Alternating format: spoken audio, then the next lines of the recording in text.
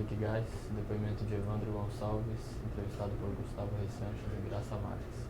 São Paulo, 16 de agosto de 2013. Entrevista LHV 17, realização Museu da Pessoa. Vamos lá, Silvano. Então, para começar, vou pedir para o senhor falar seu nome completo, a data e o local do seu nascimento. Meu nome é Evandro Gonçalves, nasci na cidade de São Paulo no ano de 1947, no dia 20 de novembro. Bacana. E, Silvano, você lembra da casa que o senhor cresceu, passou a infância? Sim, lembro. Você consegue descrever ela para mim, contar um pouco como é que ela era? Bom, uma casa nós morávamos quando eu nasci. Na época a gente morava numa outra vila, num outro bairro. E uma casa simples, né? Era nos fundos de uma outra casa, né? E ali vivi até os 5 anos, mais ou menos. Depois nós mudamos para uma outra residência, outra casa. E era já uma casa sobradada, né? E uma rua de terra, naquela época, aliás, pouco asfalto não existia na época, né? E uma casa que nós morávamos na parte superior de sobrado, embaixo havia uma outra família, né? E minha vida era ali, correr pela rua, né? Você falou do lugar, onde é que ficava? Qual que era o bairro? Na Vila Carrão, aliás, desculpa, na Vila Formosa, né? Na época, quando eu nasci lá no Instituto Leonor Mendes de Barros, né? Ali na Celso Garcia, no Belenzinho, né? Um instituto, maternidade, né? Maternidade. Então, fora da minha família, foi o único que nasci em maternidade, né? Que era sou o último dos meus irmãos. Você falou da rua de terra, como é que era o bairro? Que lembranças que você tem do bairro, dessa época? Olha, hoje ela é uma avenida larga com 2 pistas, né? Mas naquela época era uma rua, era larga assim, mas com um rio no meio, um córrego e todo corroída pela erosão, né? E muito mato também, que era tudo quase abandonado, né? Então essa era as casas que haviam, a rua tinha várias casas, né? Mas com relação à infraestrutura, aí, né? Não, muito pouco, né? Mas a gente brincava ali, tinha uma mina de água, né? Uma água boa, a gente ia lá, tomava água daquela mina também. Você falou das brincadeiras, o que vocês brincavam nessa época? Que brincadeiras você lembra de infância? Olha, nessa época não me lembro muito bem, porque aí fiquei até uns 7 anos, mais ou menos, né? Não me lembro bem, vivia correndo ali pela rua, né? Bola, a gente não jogava bola porque não tinha espaço, né? Então realmente era pouca coisa que a gente fazia, só ali, às vezes caçando passarinho, né? Mas ruim de pontaria, não conseguia matar, mas ainda bem, né? E depois daí mudamos para uma outra vila, já na Vila Carrão, foi em 1954, onde estou até hoje, né? Foi justamente na época do 4º centenário da cidade de São Paulo, né? Eu me lembro que naquela época, como nós nos preparamos, viemos tudo aqui para o Viaduto do Chá para ver o desfile do 4º centenário, né? A família toda, né? Lembro o Viaduto do Chá, foi uma das primeiras vezes que estive aqui, né? E na ocasião também vi o Getúlio passando, Getúlio Vargas, ele esteve presente. Nós estávamos lá em cima do viaduto, ele passou em carro aberto pelo Anhangabaú. E depois, no mesmo ano, né, estávamos na escola, eu estava morando na Vila Carrão, mas ainda estudava na escola na Vila Formosa. Aí a diretora chegou e informou, falou, o pessoal vai para casa porque o Getúlio morreu, né? E aí fomos para casa. Então me lembro exatamente a data por causa disso, que o 4º centenário foi em 1954 e foi justamente nesse ano que nós mudamos para lá, né? E depois aí veio a minha infância toda, aí realmente foi justamente nesse local, né? Jogar bola, correr com a molecada, nadar no rio, né? Que tem próximo, já tinha também, agora já também foi aterrado, né? Foi canalizado, né? E a Avenida Aricanduva, hoje, na época era só mato e o rio, né? Onde a gente ia tomar banho, pescar, né? Então essa foi a minha infância, jogar bola aí já nós tínhamos um campinho, formamos um time lá, o Formiguinha Futebol Clube, e jogávamos lá naquele campo, né? Até hoje ali o espaço ainda é reservado para tem um estacionamento de caminhões e tal, né? Não se construiu nada, mas estava lá, né? E você falou um pouco dos seus pais, conta um pouco o que eles faziam, como é que eles eram no dia a dia, quem era ali mais bravo? Olha, sinceramente, o mais bravo era a minha mãe, mas não tanto, né? O meu pai era um sujeito bastante pacato, trabalhador, sempre trabalhava, né? Sempre tentando fazer tudo para os filhos, né? E minha mãe também trabalhava, né? E ela era mais severa, né? Mas também não era tanto assim, não. Mas quando ela agia era justamente por culpa minha mesmo, né? Mas era muito levado e tal. Mas tínhamos uma escola próxima, depois que eu saí da escola da Vila Formosa, eu fui para uma escola próxima, escola de madeira, na época o Jânio Quadros havia construído lá os galpões de madeira, e foi ali que eu completei o meu curso primário, né? E deixa eu te perguntar, você falou do curso primário, que lembranças que você tem dessa primeira escola? Você falou que era uma escola de madeira, o que mais que você lembra? Lembro dos professores, né? Tinha um professor, eram os dois últimos professores, o que eu fiz o terceiro ano, ele era um professor bravo, o professor Rubens, né? Aquele bobeava, ele dava reguada, né? Batia, né? Então, isso eu me lembro. E depois, no quarto ano, já tinha outro professor, que agora já não me lembro muito bem dele, era um baixinho, muito bom professor, né? E era essa lembrança, né, era tão... Você falou que é o filho mais novo, né? Como é que era o dia a dia na casa, com os irmãos, com a família? Vocês tinham algum hábito dentro da família, algum costume? Como é que era a rotina em casa? Olha, a rotina era... Veja, meus pais trabalhavam, meu pai, minha mãe também. Minha mãe ela saía de manhã, aliás, à tarde, né? Ia trabalhar. Meu pai trabalhava o dia inteiro, né? Mas a minha mãe trabalhava em turmas, ela trabalhava numa fábrica, né? Então, um período era de manhã, outro período era à tarde, né? E ela tinha o costume, quando a gente saía, ficava eu e as minhas duas irmãs mais novas, né? E ela dava a chave para nós, né?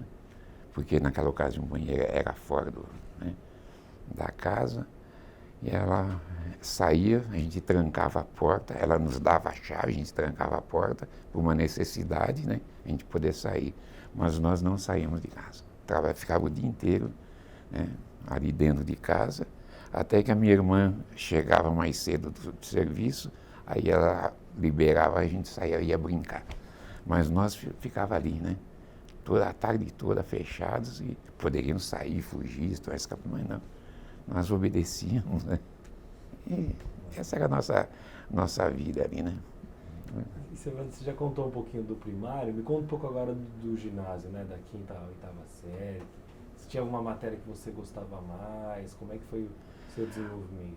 Olha, eu realmente eu fiz o primário, depois fiz um curso técnico, né? E depois é que já de adulta é que eu resolvi estudar, né? Aí fiz pelo sistema de madureza que havia na época, né? E como eu estava decidido a estudar, realmente eu comecei a estudar eu gostava de todas as matérias, né? E realmente daquilo que me foi oferecido, eu aprendi tudo praticamente, né? Quase que não tive um bom aproveitamento. Gosto de história, geografia, matemática, né? E eu me dediquei muito bem, bem gostava, né?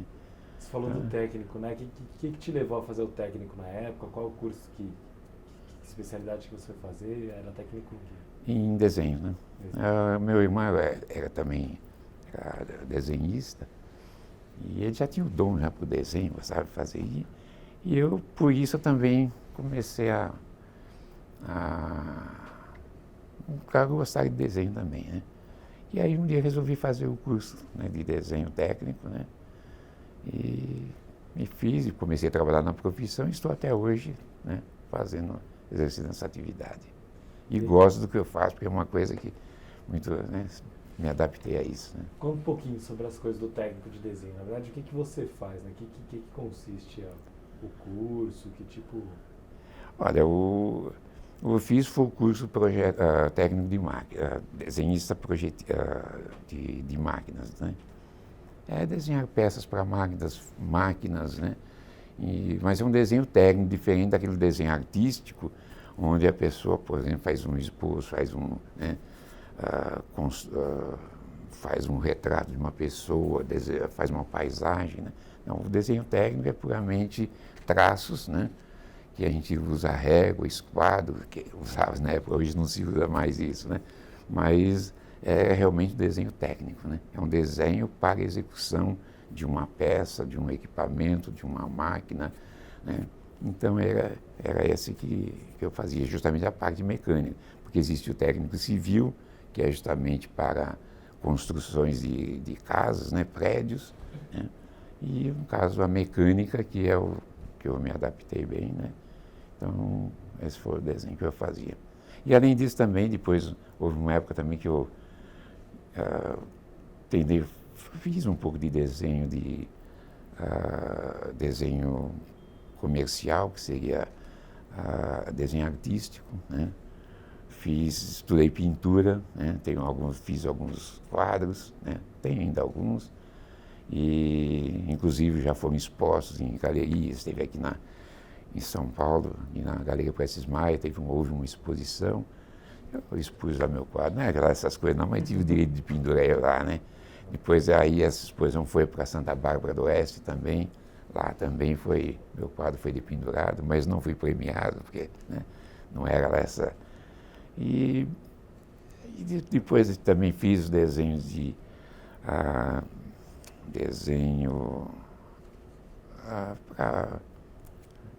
eu me lembro o termo, é para fazer propagandas, né? Para fazer um desenho numa peça, à mão livre, por exemplo, pintar, usar guache, aquarela, né? Então era isso que eu fazia, né? É desenho de propaganda, né? Então, e aí dentro da sua área, quando você começou a trabalhar, qual foi a sua primeira experiência profissional? eu comecei com 13 anos, né? Terminei o primário, aí fiz um curso para o ginásio, mas também não deu certo. Minha mãe então falou, então você vai trabalhar, né? E aí, com uns 13 anos, comecei a trabalhar. Aos 14 fui registrado, né? E trabalhei nessa empresa durante uns 8 anos, né? E aí não estava muito satisfeito, resolvi mudar um pouco. Saí para fazer vendas, né? Fui trabalhar justamente com vendas de ações. Foi uma negação, né? Não consegui vender nada, né? Mas aí surgiu a oportunidade achei um anúncio da Liquigás, né? E fui lá, fiz o teste. Já no dia, o pessoal viu minha ficha e falou, você já está empregado, né? Quer dizer, cochichou para mim, né? E aí fui lá, fiz o teste direitinho. Ali uns dias me chamaram para trabalhar e estou aqui até hoje, né? Então, antes de falar da Liquigás, me conta um pouco dessa primeira experiência, 7, 8 anos, né? O que você fazia, qual foi sua... Eu comecei trabalhando com arquivista, ajudante de arquivista, auxiliar de escritório, né? E até que depois comecei a ser técnico de patentes, que o escritório era registro de marcas e patentes. E eu então comecei a me envolver nesse trabalho, né? E aí me tornei um técnico de patentes, né? E as pessoas os inventores, né, inventavam tinham lá seus inventos, trazia para o escritório, né, para fazer o registro, aí eu os atendia, via o que era, como funcionava, aí eu fazia um relatório descritivo, né, e mandava então para o Departamento Nacional da Propriedade Industrial, DNPI, né, que hoje já até mudou de nome, existe, mas com outro nome, acho que é DPI, não sei, não, né? E aí depois acompanhava todo o processo, aí, por 4, 5 anos, né? E aí é que saiu então o registro do invento, né? Aí a pessoa podia começar a produzir, né? Nessa época das patentes, tem alguma invenção que você lembra, que te chamou a atenção, que você comentou? Olha, tinha muitas coisas invenção de tudo quanto era tipo, né? Mas já vi mancal com imã, né? Não deu certo, né? Quer dizer, não sei se...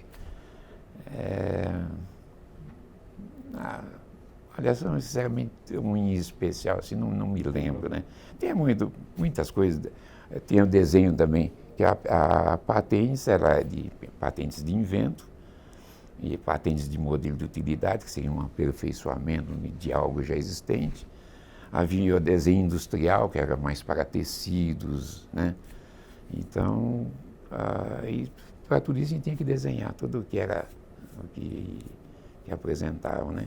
E eu realmente não me lembro, assim, algo de especial, né? E aí, quando você já falou das fases de vendedor que não deu certo, mas como é que foi esse ingresso na vida de vendedor? Eu cismei de mudar de vida, né? Melhorar, sei lá, né? E aí fui através do anúncio, comecei a trabalhar justamente para a venda de ações da Petrominas, Petróleos Minas Gerais, né? Nem sabia. E depois tivemos um curso, né, de vendas de uma semana, né? Aqueles cursinhos de quando o cara for fechar a porta, enfia o pé na porta para não deixar o cara fechar, né? Essas coisas desse tipo, né? Mas foi algo bastante superficial. Mas aí tem que batalhar, achar os clientes, né? Oferecer as ações, né? E era uma coisa muito cansativa e ninguém estava disposto a comprar ações. É uma coisa que, né, poucos compravam, mas aqueles que já eram clientes, já tinham conhecimento, então às vezes adquiriam mais, né? Mas às vezes para achar um cliente novo era bastante difícil, né? E aí eu falei, bom, já não estava dando, a sola do sapato estava cada vez mais fina, né? Mas aí, paralelamente, já tentando, comecei a ver outras coisas, foi quando então consegui achar o anúncio da Liquigás, né? Me conta então como é que você achou esse anúncio da Liquigás? Na época, acredito que seja até hoje assim, é pegar o Estadão, né? Aquele calhamaço e ficar folheando, né? E ver anúncio por anúncio, né? E selecionava aqueles que mais se adaptava a gente, né? E foi o que eu fiz, né? E aí, isso era no domingo, na segunda-feira me apresentei lá, né? Lá no departamento pessoal, hoje é RH, né? E eu fiz a ficha, né? Tinha várias outras pessoas, né? E eu fiz a ficha e tal, e aí o funcionário lá, ele olhou minha ficha, né? Deu uma lida, e foi ele que me falou, talvez você vai conseguir, né? Aí depende, fiz o teste, né? E aí consegui uma vaga, né? Nessa época a Liquigás ficava onde? Era na Xavier Toledo? Na Xavier de Toledo. Na Xavier, isso, ela já tinha sido, eu não conheci, mas era na 9 de julho. Depois então mudou para Xavier de Toledo. E ali era no número 161, era o 8º, 9º, 10º, 11º andares, né? Os 4 andares. E aí, entre fazer o teste e ser admitido, o senhor foi admitido quando na Liquigás? Em 25/4/67, 25 de abril. E o senhor foi admitido para fazer o quê? Qual que era a sua função na época? Eu trabalhei com desenho também, foi fazer desenho de topografia, né?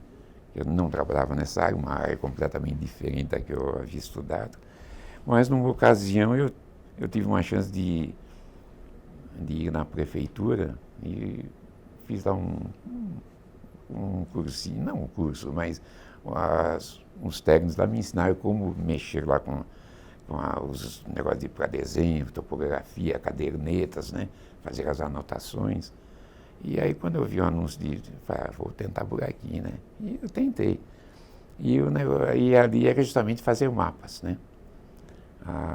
O departamento do qual eu comecei foi o departamento de programação. Era ali que a gente preparava toda a entrega automática do gás. Na época, cada motorista já saía de manhã com um mapa da região onde ele ia trabalhar. Esse mapa se chamava rota, né? Então já saía de manhã com toda a documentação, uma listagem de todos os consumidores, né? Em média 200, 230, que era a carga de um caminhão. E ele então ia até o local e fazia lá as entregas, né? E então era de casa em casa, iam lá os entregadores, né? Batia a palma, né? E fazia entrega, trocava os botijões, né? Então era uma venda já programada, né? E tudo isso a gente preparava. A gente eu fiz um mapa da periferia de São Paulo, o centro não, porque na época a gente chamava o centro de área sabatina. Era só de sábado que se funcionava, porque não podia entrar caminhão durante o dia, como também hoje, atualmente não pode. Mas então só os caminhões é que entravam de sábado. Então chamava área sabatina, né? E fora isso tinha a periferia, né? No qual eu percorri toda a periferia fazendo os mapas, né? Juntando as plantas. E então tínhamos a planta de toda a grande São Paulo, né? E para poder depois, através da planta grande, a gente fazia as menores, né? Que na época a gente chamava tinha os setores, né? E depois cada setor ele é dividido em rotas, né? Então, vamos supor, um dia saiu o setor 1, e aí todas as rotas daquele setor era onde se fazia aquela entrega. No outro dia saiu o setor 2, setor 3, setor 4, até completar um ciclo, né? E então o caminhão fazia entrega numa rota, quer dizer, no cliente, ele voltava 40 dias depois, né, para fazer uma outra, que era a média de consumo, né? E geralmente as pessoas sempre usavam 2 botijões, né? E consumia o primeiro, em 20, 30 dias, mas sempre tinha um de reserva. Então a pessoa só trocava o vazio pelo cheio, mas já com um ligado, né, no fogão. E então, de maneira que as pessoas nunca ficavam sem gás. Aí quando a pessoa não estava ausente, né, então a gente deixava um bilhete, né, dizendo que tem até um bonequinho, né, dizendo, estive aqui, você não estava presente, não sei o quê, né? Mas aí a pessoa, se precisasse de gás, poderia telefonar lá para Liquigás, então a gente fazia a entrega, né, uma entrega extra. E você falou que você percorreu a periferia de fato para poder desenhar os mapas, né? Conta desse período, como é que era fazer esses mapas, como é que era um pouco esse seu trabalho? Eu tinha um mapa que era feito pelo Instituto Geográfico, era um trabalho cartográfico,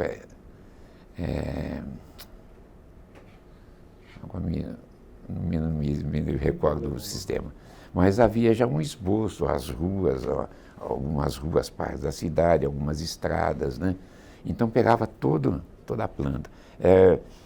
A aerofotogrametria, o avião passava fotografando tudo, então ficava tudo o esboço do que existia. Mas isso é uma coisa antiga, né? E então tinha muito, já a cidade começou a crescer, então haviam vilas, mas não tinha, só tinha no mapa aquelas ruas, né? Então a gente ia até as imobiliárias, né? Tentava conseguir as plantas do loteamento e depois ia lá no local, verificava a real posição, encaixava aquele loteamento ali, né? E aí ia formando as plantas, né? Quer dizer, loteamento por loteamento ia se encaixando e, no fim, a gente conseguia era todo um trabalho braçal, que tinha que pegar a planta, muitas vezes o cara a empresa não podia dispor de planta, então a gente já levava papel vegetal lá mesmo, eu copiava a planta e depois passava tudo por uma escala, né? E, às vezes até mesmo a gente saía com um jipe, né? A gente copiava em cima do jipe mesmo, os traços tal, rapidamente, né? E aí a gente levava para o escritório e aí eu ia reduzia, existia um aparelho que se chamava pantógrafo, né? Então a gente pegava em qualquer escala e ia traçando na planta original e ele já transcrevia para no tamanho certo, né? Depois era ali só colocar no mapa geral. Aí passava primeiro a lápis, né? E depois então a gente passava nanquim, né? Papel vegetal, nanquim, tudo certinho. Alguns escreviam a normógrafo, né? Mas eu fazia tudo à mão, nome de rua por rua, né? E aí depois o desenho era feito com mais ou menos 2,5 metros de altura, 1,20 de largura, que é o rolo do papel vegetal. E era todo ele desenhado. Depois a gente tirava a cópia ideográfica, né? E essa cópia a gente colava na parede, né? Então a parede ela era preparada com eucatex, né? E aí eu colocava as folhas todas bem juntinhas umas das outras, né? E depois passávamos uma gelatina. Já havia um preparado de gelatina com talvez um pouco de álcool, uma coisa assim, e a gente passava ali com um pincel, né? E aquele papel começava a estufar, né? Ficava, parece estragava tudo, ia caindo. Aí deixava lá. Aí de repente ele começava a secar, ia secando, aí ele começava a esticar, de repente os clipes começavam a voar, né? Que a gente prendia com percevejo, né? Aí esticava, aí a gente ia lá, prendia de novo, né? Até que ele ficava bem lisinho, ficava como essa parede aqui, bem lisinho. A gente invernizava e depois pintava em cima, dividia as rotas, né? E a gente usava a rota aí com guache, né? Porque depois que essas rotas eram bastante dinâmicas, né? Dependendo da densidade de consumidores, se uma área é pequena com 230 consumidores, o mapa era pequeno. Mas numa área maior, onde havia um consumidor aqui, outro ali, outro lá, a área era sempre maior. Mas com o tempo, com o crescimento da população, essa rota ela tinha a tendência a diminuir, né? E aí então teria que passar uma parte para outra rota, né? E às vezes aquela rota já estava estourando, a gente punha, então eu superava, né? Então eu tinha que pegar um pedaço dela e passar para a seguinte. Então eu tinha que fazer uma remodelagem para sempre manter isso, né? Então era um trabalho, o constante estava sempre modificando, né? E todo mês estava refazendo as rotas, né? Porque tinha muito dinâmica. E por conta dessa dinâmica, o próprio mapa vocês tinham que refazer também muitas vezes? Exatamente, tínhamos que fazer, né? As rotas, o mapa em geral não, né? Mas bom, a gente mantinha atualizado, porque conforme iam surgindo novos loteamentos, a gente ia incluindo. Mas as rotas, elas tinham, a cada ciclo, elas eram modificadas, né? Então, a gente fazia novas inclusões, né? E então tinha que, quando ela aumentava, quer dizer, aumentava a área, né? A gente, ao contrário, a gente diminuía a área por causa houve um crescimento do consumidor, então a gente tinha que deixar eles mais concentrados, então aí teria que passar uma parte para outra rota. Então era uma constante, estava sempre modificando as plantas parciais, né? E senhor, nessa época você chegou aí para o campo, realmente, para alguma região? Tem alguma região que você lembra? Você falou de visitar regiões periféricas. Ah, sim, Santo Amaro, Campo Grande, Campo Limpo, tudo isso aqui eu fiz, né? Inclusive, na época, em Mauá, né, não havia entrega lá na região de Capoava, não tinha entrega automática. E aí nós fomos para lá, não tinha mapa nenhum, a prefeitura, um mapa bastante simples, não tinha, né, era mais um esboço, né? E aí pegamos, fiz todo o mapa, né, bem atualizado, E, inclusive, a prefeitura ajudou bastante, fornecendo todas as plantas que eles tinham. E aí, depois, terminado, aí demos um mapa também para a prefeitura, porque eles não tinham, né? Então, o mapa ficou... Demos uma cópia para eles, né? E Mauá eu percorri rua por rua, conhecia na palma da mão, né? Né? Qualquer buraco, qualquer coisa, a gente ia lá, né? E naquela época não tinha problema nenhum, a gente se entrava em favela, em qualquer lugar, o que fosse, não teria, hoje a coisa seria diferente, né? Mas naquela época não tinha problema nenhum. Então percorri todas as ruas, conferindo o nome de rua, né?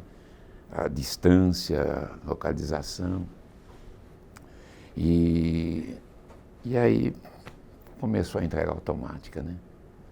Funcionou. Depois, aí também não fui mais para Mauá. Passou uns 20 anos, fui lá e me perdi.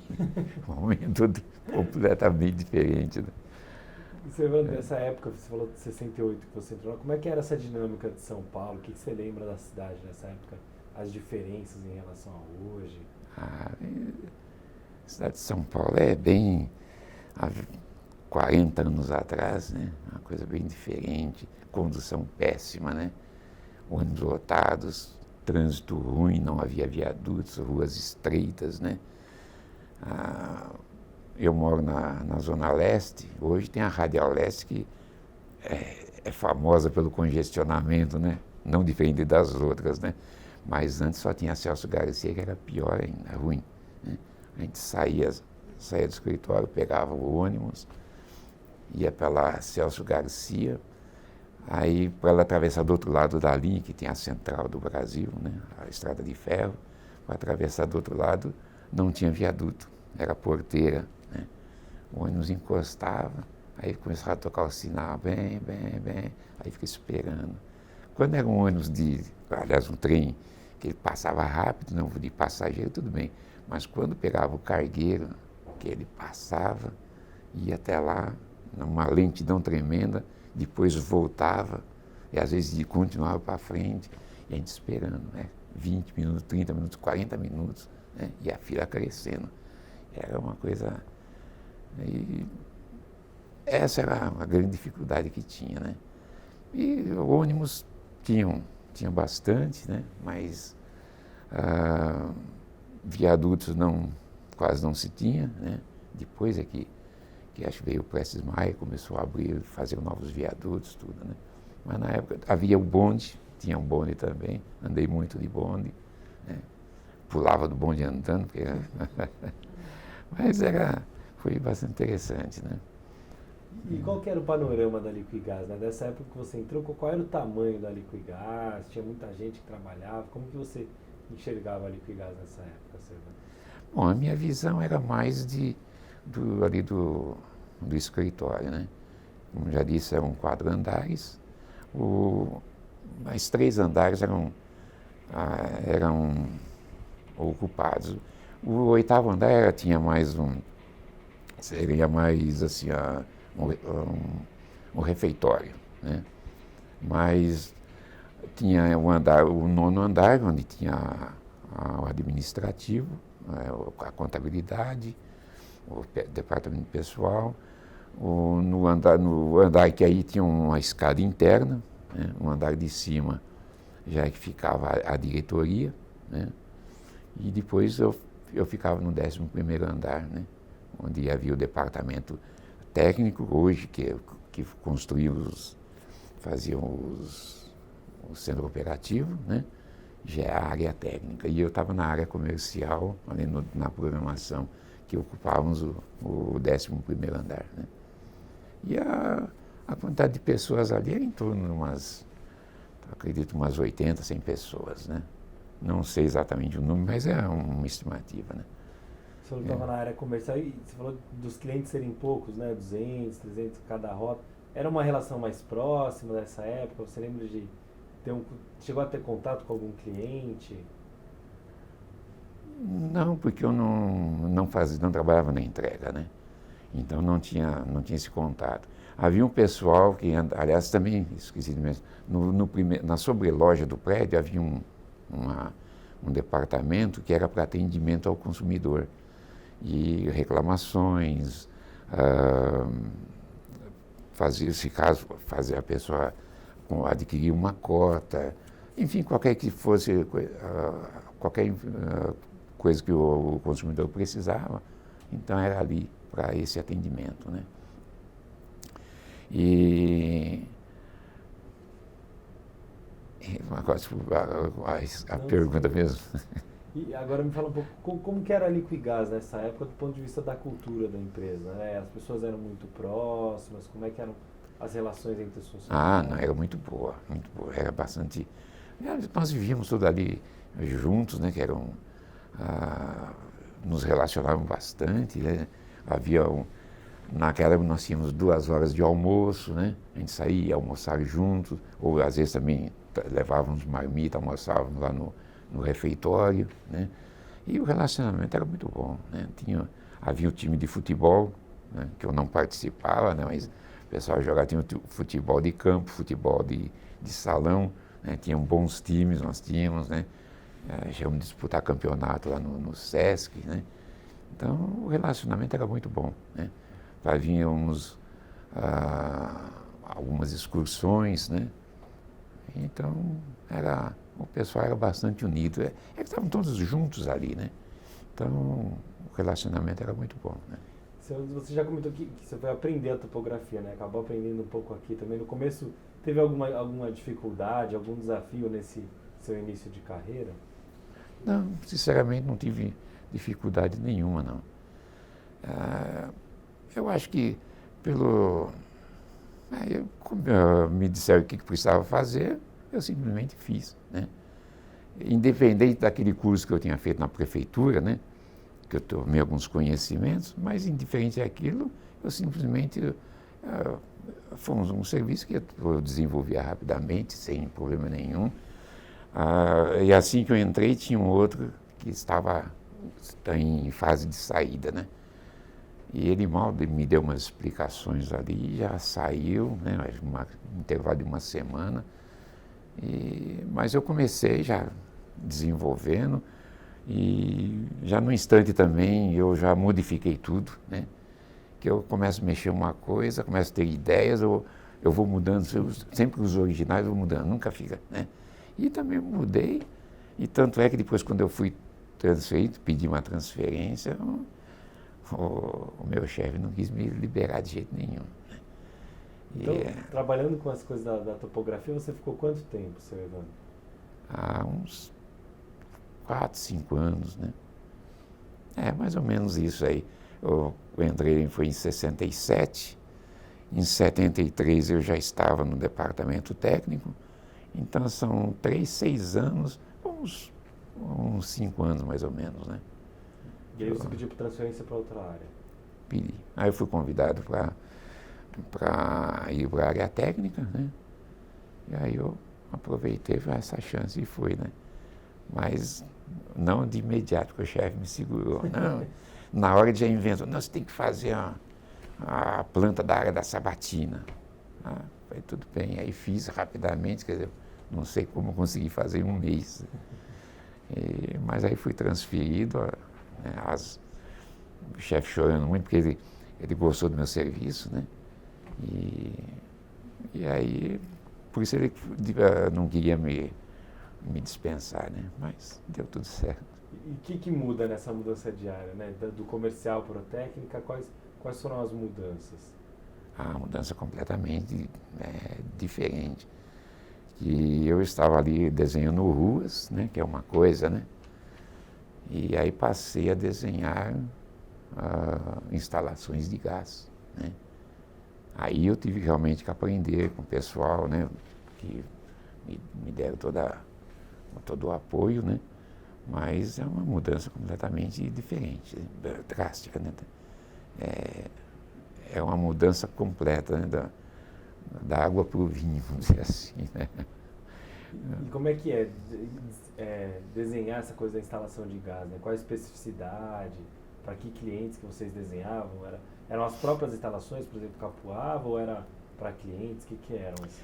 Não, existe, como até hoje tem lá o departamento técnico, eles cuidam do centro operativo, né? Atualmente eles fazem manutenção, né? E na época estávamos fazendo implantação, né, de novos terminais no centro operativo. E aí se instalaram justamente os tanques, a tubulação que vem da Petrobras, enfim, fazer toda a planta, né? Essa é a função do departamento técnico. Mas nessa época foi por volta de 68, 70 que começou a área industrial, que não existia, né? Que antes era só o botijão de gás de 13 quilos que era fornecido para os consumidores. Quer dizer, a indústria não usava. O gás, ele era inclusive, o governo ele dava uma participação, né? Havia um certo incentivo, quer dizer, o subsídio era subsidiado, né? Então, o objetivo era atender as famílias, os consumidores, né? Então, era só o P13. Mas aí surgiu uma oportunidade de se usar isso na aplicação. Começou o P45, né?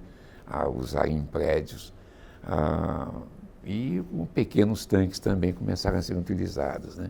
Depois vieram as cerâmicas, que aí deu um crescimento tremendo, né? Aí instalações já maiores, tanques de 60 toneladas, né? E como também para justificar esse consumo, que o GLP ele dá uma boa queima, né, nos fornos, né? E antes você tinha óleo, muitas outras, lenha, né? Que elas utilizavam.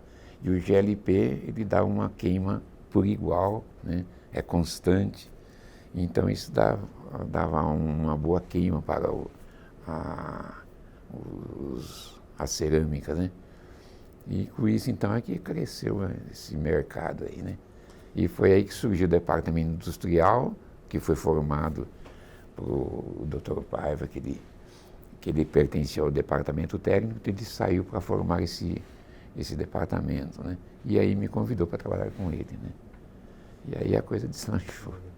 A gente entrevistou o Paiva, ele contou bastante as coisas do desenvolvimento dos fornos, né, para cerâmicos. Me conta um pouco do ponto de vista técnico, Silvano. Como é que é, qual era o trabalho que você fazia? Então você desenvolvia as peças, tinha que pensar o que muda, né, do GLP, de gás de cozinha para esses ambientes, né? Que adaptações vocês tiveram que fazer, quais foram esses desafios novos? Não, o GLP é o mesmo, né? Não tem. O que nós fazíamos era instalar. O cliente ele tem lá uma cerâmica, tem um forno às vezes de 120 metros de comprimento o forno. Então,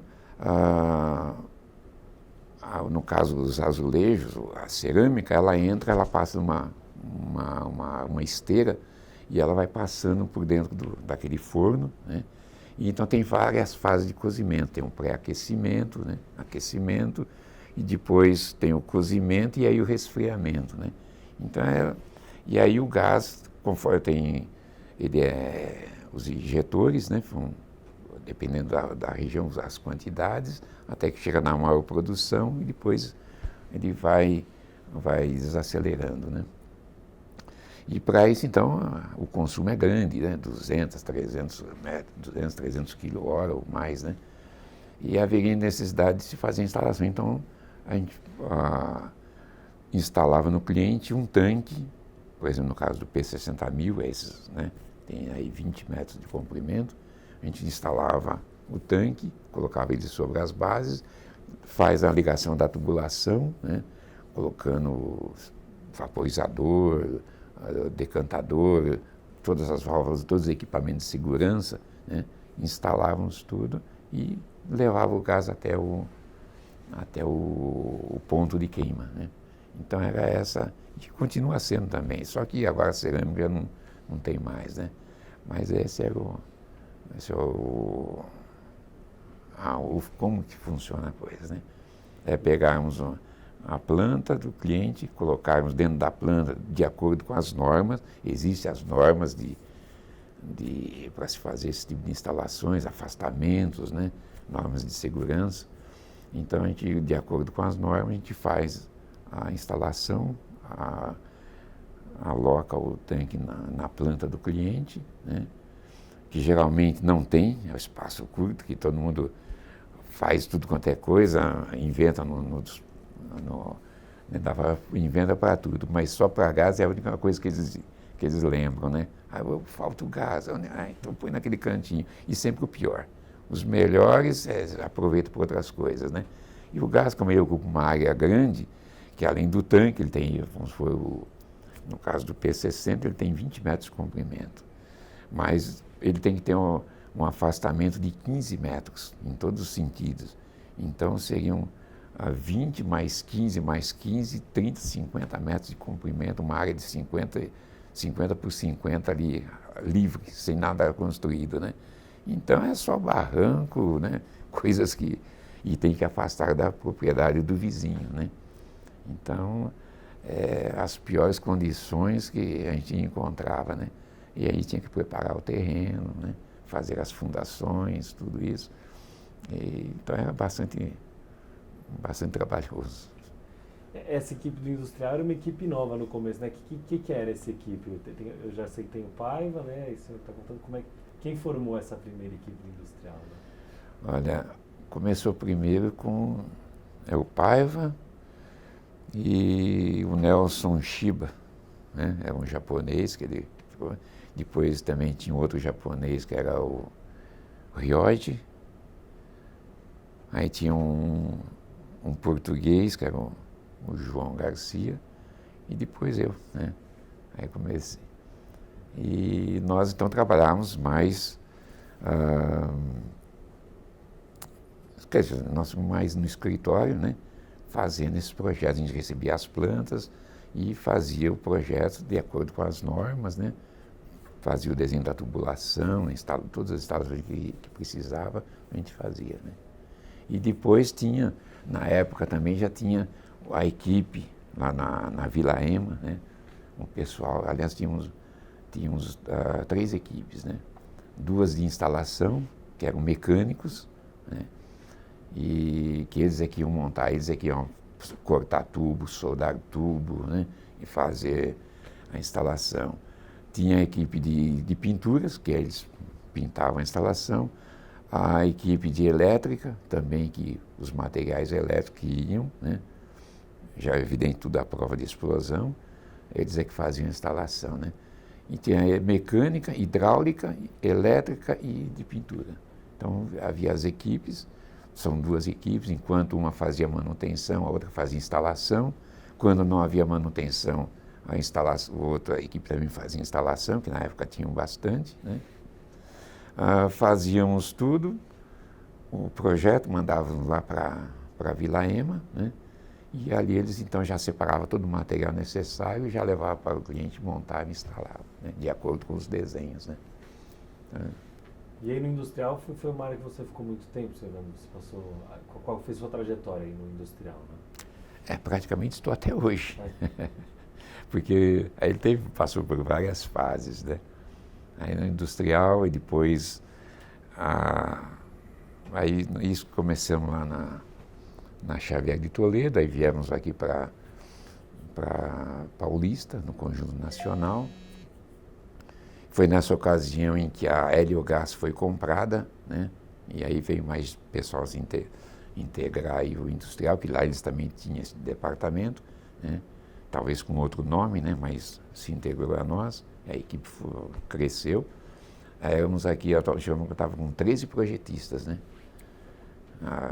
Trabalhando aqui. E... Você falou, desculpa te interromper, você falou da mudança para o Conjunto Nacional. O que era Paulista nessa época, né? O que você lembra dessa mudança de escritório? Como é que era essa região na época? Não, a avenida já estava sendo aberta, né? Depois, lógico, ela foi alargada também, né? Mas tinha... praticamente tinha bastante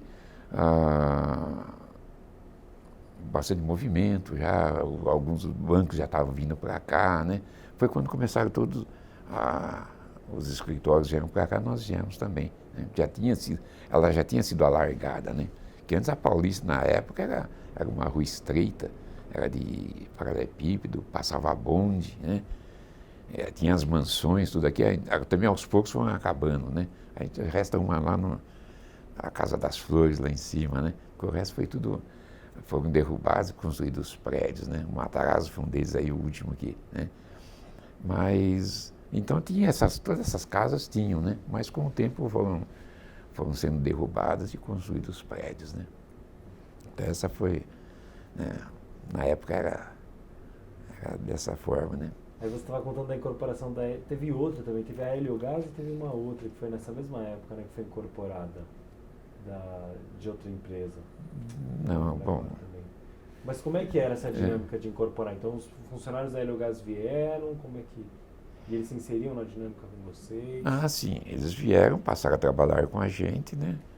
E não houve maiores problemas nenhum, né? Uma coisa tão... Era algo que eles já faziam, simplesmente vieram fazer. E depois os outros departamentos também, né? Acredito que não houve nenhum problema nisso, né? Juntar os mesmos departamentos que haviam aqui, lá também deviam existir, provavelmente com nomes diferentes, mas as funções eram as mesmas, né? Então houve a integração sem problema nenhum, tanto é que muitos funcionários da época continuam ainda hoje né, aqui, né? Então, acho que não houve problema nenhum, né? Então deixa eu te perguntar, porque aí depois vem a incorporação, vem a coisa dos italianos, né? Aí vem a AGP depois. Esse é o período. A AGP veio depois. Aliás, a Liquigás já era italiana. Na época a Liquigás era Liquigás do Brasil S.A., né? E porque ela também tinha a Liquigás italiana, né?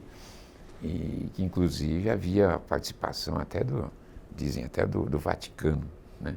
Tinha participação nisso.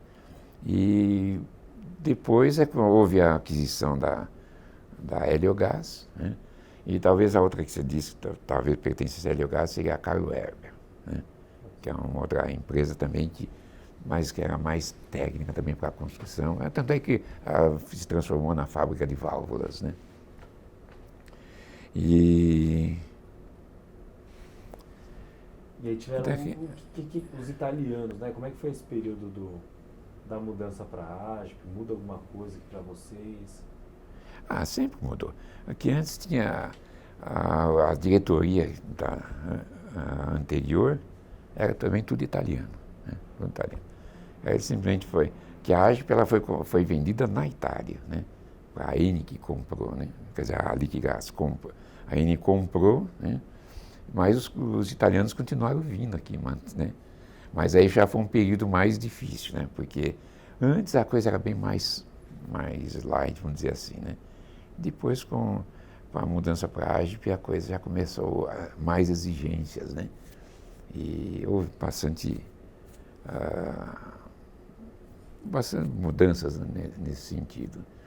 E depois é que foi, depois da AGP, é que foi feita a Petrobras comprou, usando o nome de Sofia, primeiramente, e depois voltou para a Liquigás, né?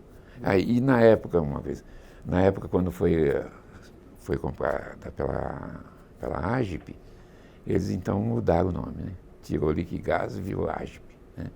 E isso foi um choque tremendo, porque o consumidor estranhou, né? Que nós tínhamos a Liquigás, né? Tinha as outras concorrentes também, mas a Liquigás era bem aceita, tinha bastante consumidores, né? E fiéis a isso, né? E quando de repente apareceu a AGP, né? Eles estranharam. E houve uma reação, inclusive, tanto é que logo eles procuraram resolver a coisa, aí puseram a AGP Liquigás, né? Para poder rever esse nome, né? E então houve esse jogo. Depois, então, aí a coisa passou a ser somente Liquigás novamente, né? Então, às vezes, muitas pessoas pensam que a empresa era a AGP e ela se tornou Liquigás. Não, ela já era Liquigás. Depois tornou a AGP, depois passou a AGP Liquigás e agora Sofia e agora Liquigás.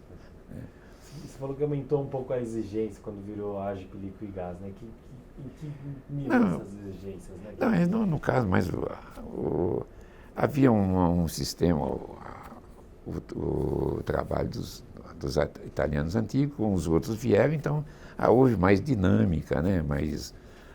Houve uma mudança de uma diretoria com a outra, houve mudança mesmo, né? Mas nada que deu para superar, né? Não houve. Né? No trabalho do industrial mesmo, o foco continuou sendo a cerâmica, seu Evandro? Ainda durou muitos anos? Não, cara, a cerâmica já não tem mais, né? Mesmo porque agora com a chegada do gás natural, né? Então as cerâmicas passaram a utilizar o gás natural e o GLP então foi descartado, né? E nós tínhamos na parte do sul, por exemplo, tinha bastante cerâmicas, né? Tinha a cerâmica Porto Belo, né? Tinha 10 tanques funcionando de 60 toneladas, né? Um consumo tremendo, né? Aí o gás natural chegou e tomou conta, né? Mas também houve uma época que, por conta disso, né? Já a Liquigás procurou, através de um processo, que é através do puro gás, né, vamos dizer assim,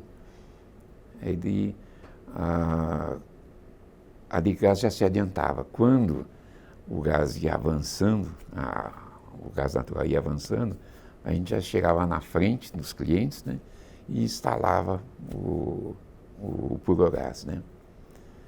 E que o puro gás é a mesma coisa que o GLP modificado, mas que dá o mesmo poder calorífico do gás natural. Então é uma coisa que a gente já deixava a central pronta, funcionando como se fosse gás natural, né? Quer dizer, utilizando GLP, mas com o mesmo efeito de um gás natural. E assim que chegava o gás natural, era só simplesmente abrir uma válvula, fechar outra e funcionava sem problema nenhum. Então começamos a fazer, fizemos várias instalações, né, para poder resolver isso aí, né. E com essa recuada da coisa da cerâmica, que outras áreas o industrial passou a atuar, né? Que outros nichos?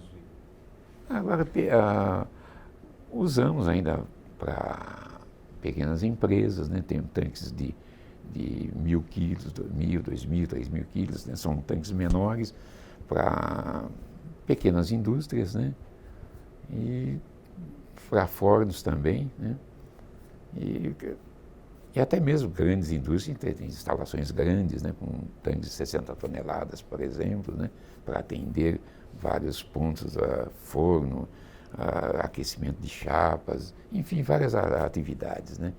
Então, a gente continua mantendo, mas já é bem menor essa quantidade. O maior que tem é justamente os tanques menores, né? Até o de 4.000, 20.000 quilos, né? E tem o que é o P190, que esse está em todo lugar, né? Isso aí serve tanto para pequenas indústrias como para condomínios, né? Então esse é o que mais está se saindo também, né? Me fala um pouco sobre o P190, então, senhor Evandro. Eu não tenho ideia. Explica um pouquinho o que é o P190, você falou que ele está em prédios. Não, o P190 são aquelas garrafas com 190 quilos de gás, quase, né? E ele é um cilindro que ele é transportável, né? Então a gente, pela norma NBR, né, a norma brasileira, a gente consegue abastecer ele no cliente. Então nós temos a frota de caminhões, antes a gente chamava de pitoco, agora é o VPG, né? Os VPGs vão até o cliente e abastecem no cliente, né? Ao contrário do P13, que ele é carregado, ele é envasado, né? No centro operativo e levado até o cliente. Então, esse envase nós fazemos no cliente, através do caminhão. Então, é a venda a granel, né? Então, por isso tem a venda, o envasado e o granel. Então, essa área industrial é o granel, né? Fazendo nessa escala. E o P190 é isso, a gente, dependendo do consumo, a gente instala 1, 2, 3, 4, até 8, né? Dependendo do consumo, então interligam eles e fazendo então o consumo. E geralmente é feito, tem muitos condomínios, por exemplo, onde tem prédios, são prédios de apartamentos ou casas, né? Então utiliza-se também isso aí, esse tipo, ou pequenas lanchonetes, algumas fábricas, né? Consumo de cozinha, ou laboratório, enfim, tem uma diversidade grande. E aí você falou já da fase da Petrobras, né? Como é que foi aquele período em que você começou a se especular que a Petrobras compraria a Liquigás? O que o senhor lembra dessa fase, né? Uma expectativa geral, a gente não sabia o que ia acontecer, né? É como sempre aquela curiosidade, o que vai acontecer, né? Uns diziam que sim, outros diziam que não, né? Mas, enfim, começamos muitos ficavam preocupados, não sabiam o que poderia advir disso, né? Mas com o tempo a gente foi se acostumando com a ideia.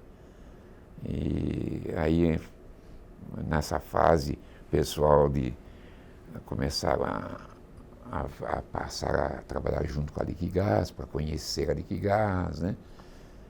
Mas aí essa passagem também foi tranquila, né? E aí quando saiu a notícia oficial de que as pessoas continuariam, como é que foi a incorporação? Foi bem aceito, é lógico, né? O pessoal se sentiu mais seguro, né? Que a preocupação é que nessa venda a gente seria despedido, né? Então essa é a maior preocupação, mas a expectativa por trabalhar na Petrobras era outra coisa, né? Então, será que a gente vai fazer parte disso, né? Então essa era a expectativa, né? Mas graças a Deus deu tudo certo, estamos aqui. E tiveram mudanças quando entra a Petrobras? Alguma mudança burocrática ou de cotidiano, ou mesmo de cultura interna da empresa, né? Não houve. Bom, houve, é lógico, a maneira a estrutura, né? Houve a mudança mas o relacionamento, acho que não houve problema nenhum, não. Foi bem aceito, pelo menos no meu setor, foi bem aceito, né? E não houve maiores problemas, não, né? A gente começou a entrevista falando daquela coisa da topografia, dos desenhos que eram feitos à mão, né?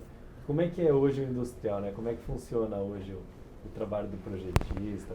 Já não existe mais. Não, isso foi uma coisa que, enquanto havia aquela fidelidade do consumidor, havia esse trabalho. Quer dizer, nós tínhamos esse trabalho, acredito que as outras empresas também tinham um trabalho semelhante, né? Então, o motorista ia fazer entrega de porta em porta, carregando a relação com o nome do cliente, né? E batia a palma, entregava, né? Recebia em dinheiro, é lógico, né? Não existia cartão, não existia nada, né? Então esse era um relacionamento que tinha, é a coisa. Mas e quando havia a troca, quer dizer, um cliente ele não chegava na porta do outro cliente, é respeitável. As pessoas, quando ia comprar um fogão, ia na loja comprar um fogão, eles compravam já com a cota de gás, né? A cota de gás seria o registro e 2 cilindros, né, para fazer a troca. E ele tinha a opção de escolher esta ou aquela marca, né? E tinha já as lojas Liquigás, que vendia fogões tal, e a cota Liquigás. Ou então a pessoa ia lá no escritório também comprar uma cota, né? Então era a preferência do consumidor, ele tinha essa preferência. Mas uma vez ele comprando essa cota, ele tinha aquela fidelidade. E então e a Liquigás dava todo o apoio, né? No caso de troca, algum problema com defeito, qualquer coisa, né? Então tinha todo esse aparato, né? Então havia fidelidade, então não havia problema nenhum. Então o problema entre as empresas era conseguir o consumidor seguinte, né? O próximo consumidor. Cada um procurava ofertar alguma coisa, né?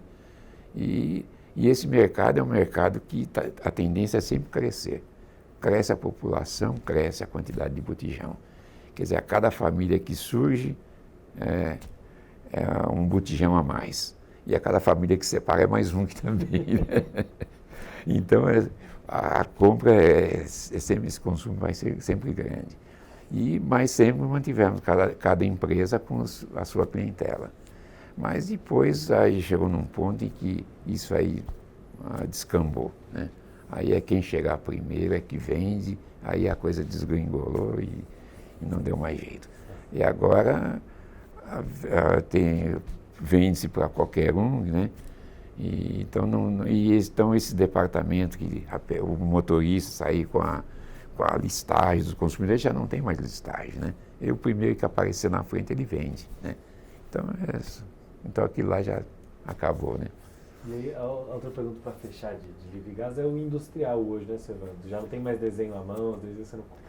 Como é que é o industrial hoje em dia e como que tem sido a atuação do industrial hoje, né? O industrial agora já fiz bastante projetos, né? Os padrões que nós temos, né? E agora, que aliás o que restou de tudo industrial sou eu o único que ainda desenho um pouco, né? Mas todos esses desenhos, isso aí que preparamos já passou para os prestadores de serviços. Nós não temos mais equipe de montagem, né? Então quem monta são terceiros. Então a gente só prepara o projeto, o departamento, o pessoal faz o comercial faz a venda, né?